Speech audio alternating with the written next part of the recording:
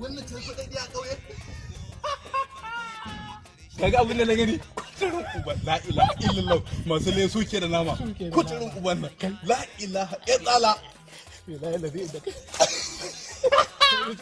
alquran ta gobe billahi ne ka gobe kuturin to ake ba riga wuce kuturin Allah daga tayin fitsari kai alquran ba za ka dawo da dare ba sai na dawo billahi lillahi sai na dawo hauka ake abin da ba kuturin